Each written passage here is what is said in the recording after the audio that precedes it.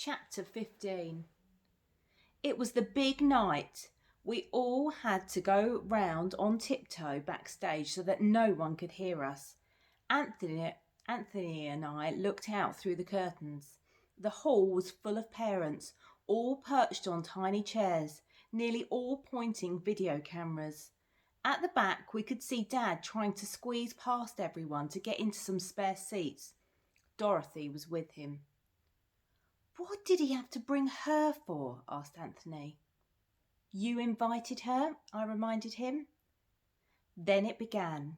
An angel from year 4 came and told me about Mary having the baby. Then we set off for Bethlehem with all the other angels at the front of the stage singing Little Donkey. When we got to the far side of the stage, we were hidden by the curtains. Mary got off and sneaked behind the inn back to the stage left, but Dave the donkey wouldn't fit, so I had to go out the side door, run through the foyer, dragging the donkey past the head's office and back in through the dining hall doors. St. Joseph was waiting. He said, "That was terrific. You really put me back in there. Look, tears." "Thanks. Sorry if I upset you, but..." No, that's what it's all about." "Okay, gotta go, got a cue," I said. I was heading for the stage when Dave snagged on something. I looked back and there he was. The man with the glass eye had grabbed the donkey's tail. I caught my breath. He spoke very, very quietly. "You remember me, don't you?" I nodded.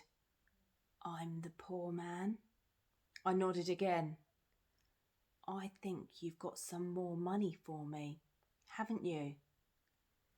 He looked over my head at the bag. I tried to move around so he wouldn't see it, but he'd already spotted it, and he reached out towards me, but the door opened behind him and all the angels came giggling out, following Miss Nugent. "Come on, Damien," she hissed. "You should be in Bethlehem by now." Glass Eye pulled back behind the locker, away from me and the bag. He didn't want anyone to see him. "Damien, come on," pleaded Miss Nugent. I looked at Glass Eye and mimed, "Gotta go," and went. Simple as that. I headed for the stage, surrounded by angels. When I was back behind the curtain, Miss Nugent said, "And what on earth were you doing with that bag on your back? Did they have Nike in the 1st century? I don't think they did they?" I didn't know what to do, but Mr. Quinn was there to work the Star of Wonder. It was on a pulley. He said quietly, "I did tell him it was all right, Miss Nugent," and then he whispered something in her ear. She rolled her eyes but went off to play the piano. The angels had to sing Little Donkey again before me and Rebecca went back on, so I just had time to do one clever thing. Here's what I did. I took all the straw out the saddlebags and stuffed money into them. Then I put the straw in my own school bag and switched the money and the straw. Then I went up to Mr. Quinn and gave him my bag. He looked very surprised and pleased. I said, "I don't need it after all. Shall I take it to the cloakroom?" He said, "Well, that's great. No, I'll take it for you. Well done, Damien. Moving on, eh?" And he ruffled my hair and took the bag. I watched it go. Then it was our turn to go on and knock at the doors of all the inns and ask if they had any room. It was the same door 3 times, but a different innkeeper each time. "Have you any room?" "No, we're fully booked. Don't you know there's a census on?" I could just see Glass Eye standing behind Dad. I turned my back to the audience, which you're not supposed to do, so that he could see I'd taken my bag off. "Have you any room?" "Not for the likes of you. Take that manky old donkey away from my hotel at once."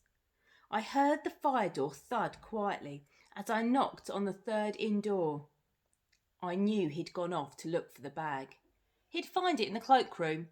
If he looked inside, all he'd see all he'd see was it was full of straw. What would he do then? Probably kill me. Have you got any room? I said, a bit faster than usual. My wife is having a baby.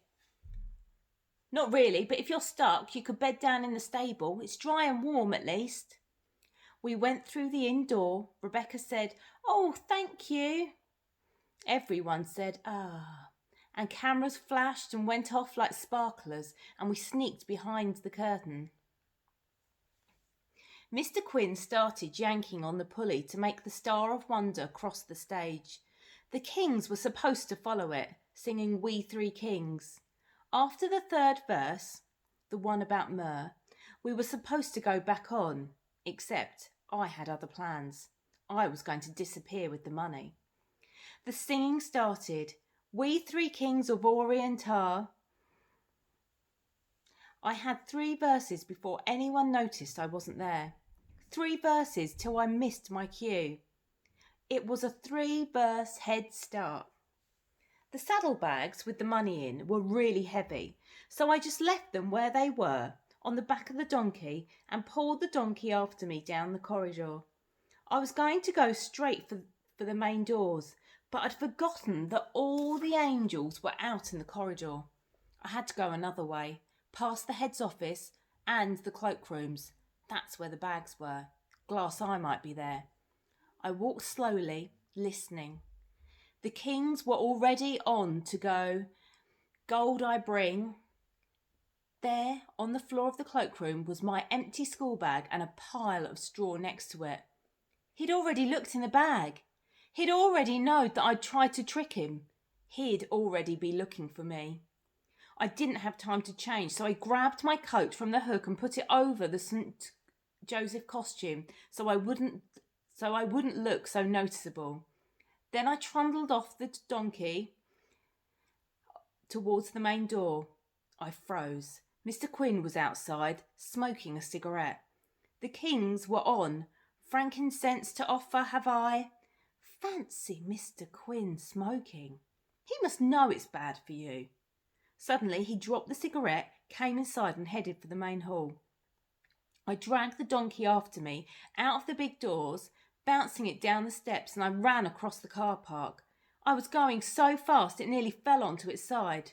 I passed the school gates and I looked back. There was no sign of Glass Eye. He wasn't after me yet. I legged it over the road and into the bus shelter. Miraculously, a smart bus was coming. There were a few people sitting on the top deck. Their faces were all lit up in the square bus windows. They looked down on me like choirs of angels. I grabbed the saddlebags and climbed on board, leaving Donkey in the bus shelter. I asked for a single to Smithtown. It was 75p. Then I realised that I had thousands of pounds hanging over my shoulder. I didn't have any change. I didn't have anything smaller than a tenner. The bus driver just stared at me and said, 75p. I patted the pockets of my coat. I didn't want to open the saddlebags in case all the money fell out. Can I just sit down a minute? I think... You've come out in your costume, said the driver. And the money's in your kecks? Now, I didn't want to lie, not when I was dressed as St. Joseph, so I just said, sorry. Sing me a little bit of Little Town of Bethlehem and I'll let you off, said the driver as he pulled out. I sat in the front seat and very quietly started singing. In the wing mirror, I could see the donkey's head sticking out of the bus shelter, like it was out of a stable. I couldn't see anyone following me. The hopes and fears of all the years are met in thee tonight, I sang. After all this was over, Dad told me what happened during the play. When it was time for my entrance, Mary came on, but obviously I didn't. She sat by the manger with nothing happening. Then she said in a big loud voice, "This is nice and cosy, Joseph." She thought I was just behind the set. When I still didn't come on, she said it again, only louder. "This is nice and cosy, Joseph." People started to giggle. My dad said he started to fret. I bet Glass Eye was fretting too, standing at the back. He was probably just about to go out after me. And Mary went, "I said this is nice and then she stopped. Someone did come on. It wasn't me, but it was someone with a big beard and robes, and this is what Dad said. A kind of glow. Everyone had been leaning forward, but now everyone sat back in their chairs, like they were relaxing in front of a nice fire. Dad said it must have been Mr. Quinn, who quickly wrapped a blanket around himself and put a tea towel on his head. He must have used one of those sticks where you have to go camping. You know, you snap them and they glow, just like that. It was very effective. You couldn't see his face properly, but he had this kind of aura. I forgot to worry about you for a minute. I knew when he said that it wasn't Mr. Quinn at all. It was the real St. Joseph who had stood in for me, so that even Glass Eye had to just stay and watch him. So, thanks for that. I got off the smart on Smithdown Road and walked down Panama Street for the first time since we left. A bizarrely bright star was shining straight through the tiny gaps in the houses, lighting up the door of number 37. I put the key in the door, turned it like I used to, and stepped inside. Obviously, I knew the house would be empty. I'd helped empty it, and no one had bought it. I knew it would be empty. I just didn't know it would be that empty. It was the emptiest place I'd ever been. It was like waking up in the morning a bit late, hurrying downstairs and then discovering that the stairs had gone, that you'd stepped off into space.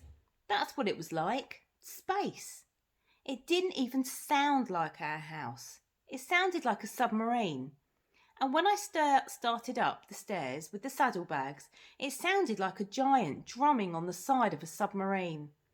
I hurried to the landing and opened the airing cupboard door. There were no towels or sheets inside the way there used to be. There was a long steel pole with a hook on the end hanging on the back of the door. This special pole for opening the loft and pulling down the Easy Store telescope loft ladder. I took the pole and stood under the loft hatch. I tweaked the catch. The door dropped open and smacked the wall. The telescopic ladder rattled down, sounding like 10,000 tiny parachutists hitting a congregated roof. Then it stopped suddenly, the bottom rung swinging in mid-air just above my head. I touched the catch to realise the lower half, and another 10,000 tiny parachutists landed. Then it went quiet. I hauled the saddlebags up into the loft. I'd never been up there. I'd seen Dad go up and down from time to time. I always wanted to know what it was like up there. Nothing. Even more nothing than the rest of the house. Nothing and a big grey metal tank full of water. Every now and then you could hear a pinging drip of water, but that was all. There was a space between the tank and the wall. I pushed the saddlebags into the gap and went back down the ladder. I was just pushing the lower half of the ladder back up when I heard it. There was someone at the front door. I held my breath. It was okay. They couldn't get in. I remembered what St. Peter said about the key and slid my hand into my pocket to make sure it was still there. It wasn't. I'd left it in the front door. I could hear it turning in the lock now. I raced back up the ladder and hauled it after me. When I reached down to pull the hatch back, I could hear someone coming up the stairs. I quickly pulled the hatch back into place and scrabbled over to the water tank, holding my breath. They were walking round right beneath me now, whoever they were. I tried to slide myself into the gap between the tank and the wall. Suddenly the tank shook and thundered. Water poured out of it and into it like something was about to explode. I scurried away from it. Someone downstairs had flushed the toilet. I tried to control my breathing, which is probably what gave me the hiccups. I hiccuped once. Couldn't believe it. Listened hard. The footsteps downstairs stopped. They'd heard, or thought they'd heard, something, and now they were listening properly. I held my breath. There were voices and more footsteps. I hiccuped again. The footsteps stopped again. I pulled my St. Joseph beard out of my pocket and put it over my mouth to stifle the noise. That's when I heard the Harry Potter theme tune playing very close by. I looked around. The video mobile was in my coat pocket, and now it was ringing. It was too late to do anything about it. Before I could even switch it off, the hatch of the loft dropped open. A cube of light punched into the loft. The telescopic ladder pitched up on its end, nearly hitting me in the jaw, and it clattered down. Then stopped mid-air and swinging. Then someone undid the catch and it hit the floor. Then there was a moment of quiet. Then someone stepped on the bottom rung. I sat shaking, watching the top of the ladder quiver under the weight of someone's feet.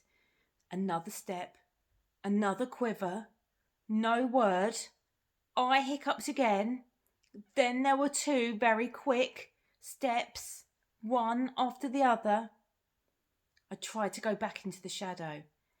Then the ladder shook again. A hand reached into the space. Then I saw the back of the man's head. Then I screamed and screamed and screamed and screamed. Then the man turned to face me, and it was Dad. What the hell are you doing up there, you daft bat? To be confessional about it, I did actually cry. He pulled me over and carried me down the ladder. I couldn't breathe properly. He kept hold of me and didn't say anything for a while, but hush. He walked into my old bedroom and whispered in my ear, "Remember in here, this is your old room, eh? Come on, just get your breath back." I was trying to, but every time I started to feel calmer, this horrible mixture of crying and hiccups kicked off again. He took me into the next room. "And this was mine and, hers," he said. We went over to the bay window and stood looking out. "The day we moved out, I saw you take the key. When you were gone after the play, we went home to see if you were there, and I noticed the key was missing from your windowsill, so here we are, eh?" Anthony held up his video phone. "I was worried about you, so I rang it," he said. "Could you not see me on the screen?" "The phone was in my pocket." Dad stared at the video phone. "Would someone mind telling me what's going on?" he said. I looked at Anthony. I knew he couldn't do this anymore. He nodded his head. I said, "There's a bag behind the water tank." Dad went up and got the saddlebags. They didn't close properly, so he was just about to step back on the ladder when he saw what was inside. He said something unenlightening. Then he said, "Where the hell did this come from?" "It just fell out the sky." "I thought it was from God," I said. "What, from God? Why would God give you?" And he looked into the bag. "There were 229,370 old pounds," said Anthony. What's left is still valid for 22 hours. Blimey, he looked at the pile of money. "And you really thought you could keep it all?" The way he said it sounded obvious that we'd just made a mistake, like making pastry instead of cake. We looked at each other. "You daft pair," he said. "Come on. What are you going to do?" "Hand it in, of course," said Dad. "Will we get into trouble?" "Not at all. They were only going to burn it anyway. They'll be very pleased with you." He ruffled my hair. Anthony said, Will we get a reward then?" "Get in the car," laughed Dad, and he drove us home through town and opened the sunroof so we could lie on the seat and watch the Christmas lights passing over our heads. There were some fat white angels and some red and green bells and some words like peace on earth and goodwill to all men. And I thought, Oh, of course, Dad would make everything all right again. And I didn't even mind that the illuminated Santa Clauses looked nothing like the real St. Nicholas. And when we got home, who was waiting at the door but Dorothy? It felt like a big happy ending. But it wasn't the ending, and it wasn't happy.